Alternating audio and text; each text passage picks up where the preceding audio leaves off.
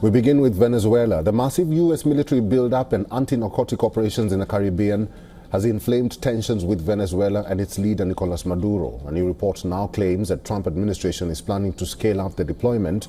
The report claims that U.S. is examining sites to send additional military assets to the Caribbean as Trump weighs on next plan of action. A report in the war zone citing a U.S. official says that Washington is conducting site surveys to see if more military assets could be deployed in that region. The report says that it is not clear what kind of equipment or platforms were to be deployed or a particular timeline for reaching a decision. The report further attributed open source investigators to document various military assets being moved in El Salvador, including an AC-130 Ghost Rider gunship and a Navy P-8A reconnaissance plane, while a third military aircraft, the unmarked C-40 Clipper, was also spotted. The report says that deployments indicated an expanding U.S. footprint in the Caribbean. Apart from these platforms, the report added that there are at least 8 surface vessels, a nuclear fast attack submarine, and a special operations mothership present near Venezuela. An array of F-35B stealth fighters, airlifters, MQ-9 Reaper drones alongside 10,000 troops are also stationed in that region. However, current position of the U.S. aircraft carrier USS Gerald Ford is unclear. The report observed that there are signs showing some of the mentioned assets being utilized in the recent strikes on alleged drug boats. Moreover, it read that while Trump administration was busy mulling its options about striking targets inside Venezuela, the U.S. would continue its campaign against narco boats. The report comes after CNN reported that the U.S. administration has decided not to carry out land strikes against Venezuela since there was no legal justification for such attacks. At the same time, Washington has defended its decision to conduct the strikes by declaring drug cartels to be unlawful combatants. Meanwhile, Venezuelan President Nicolas Maduro says that his government was not concerned at all about U.S. military buildup in the Caribbean. 14 semanas de amenaza, que los gringos, que tienen 15 barcos, que tienen 2.600 misiles, que tienen 100 aviones, que ahora viene el avión más grande, perdón, ¿cómo se llama? El portaaviones más grande del mundo llamado General Ford. Que los gringos hagan lo que les dé la gana. Nosotros somos imperturbables y nadie nos va a sacar del camino de producir, trabajar, construir, de la democracia directa y verdadera y de la paz perpetua, bendecida y sagrada de Venezuela. Maduro also drew inspiration from Hollywood to take a jibe at the perceived U.S. superiority with respect to South Americans. He said, and I quote, "Americans think life is a bad Hollywood movie where they are always the heroic Rambo-style winners, while Latinos, Mexicans, Colombians, Venezuelans, Caribbeans, and Africans are portrayed as villains or villains." He concluded that the U.S. was delusional as their empire was heading towards a decline. Mr. Diego Sequeira is a political analyst, a journalist, and also a columnist. Is now joining us live from Caracas, Venezuela. Mr. Sequeira, thanks for your time and good to see you again. Yesterday we talked about the claims made by Atlantic that President Maduro might be planning to cede power, and now there is a new report by the war zone claiming that the Trump administration is planning to send additional military assets to the Caribbean and scale up deployment in Venezuela. First of all, how authentic is this report and claim?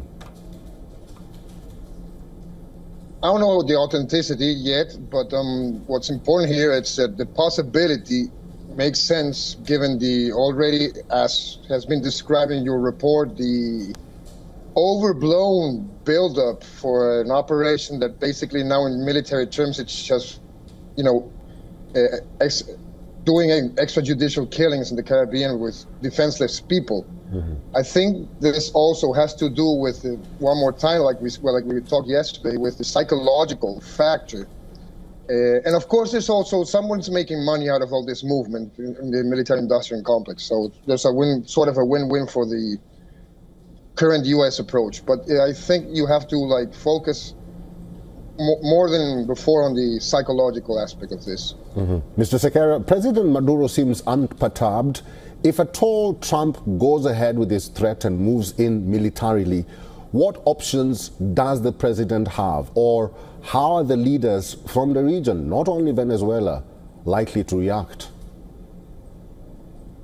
Well, you know, this is uncharted waters, at least for more than a century, you know?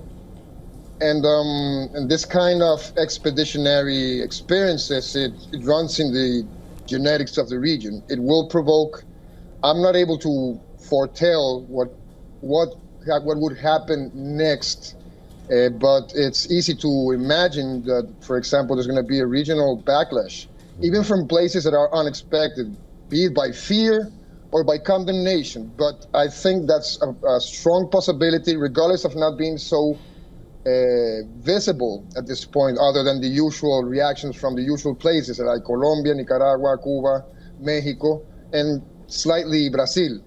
So that's one of the possibilities. I do think that they're playing a different card, which is actually the usual rationale, which is trying to, because of the psychology elements, to force collapse, conquest by collapse, instead of trying to go into the kinetic action. I think they're actually heavily betting on this in order to deliver. Especially when I say deliver, I'm talking about Marco Rubio, this is Marco Rubio's plan all the way.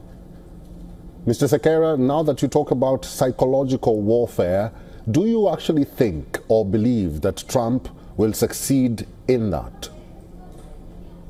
That's an interesting question, because I think that we are, if we see it, at least from our point of view, it looks like a catch-22 situation, because the main, I mean, you have to keep in mind that there are two dimensions here on the, let's call it the narrative, for lack of a better word, regarding what's going on here in Venezuela. So from the outside, it's actually a very horrible picture, which is true.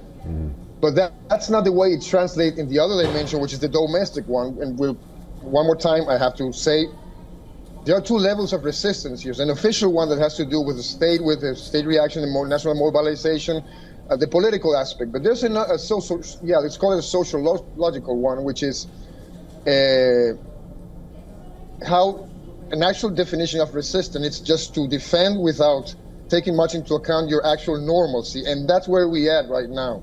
That's actually it. I mean, you walk about the streets in Caracas or other cities of Venezuela, and no one is actually freaking out, concerned, or mobilizing in favor, for example, of the opposition leader in order to find regime change. Although that doesn't mean that this situation could go further and provoke different reactions, because I don't want to be responsible. But still, knowing the people, knowing I've been here throughout all these years, and we've been here before, including the grandstanding and the pressure and so on, and the precarity of life during those critical moments, and it has been the same. The only main difference, of course, is an obvious one, which is the military factor here.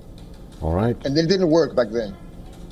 All right, Mr. Diego Sequeira, it's good to see you. Thank you for talking to us today. Good to see you again.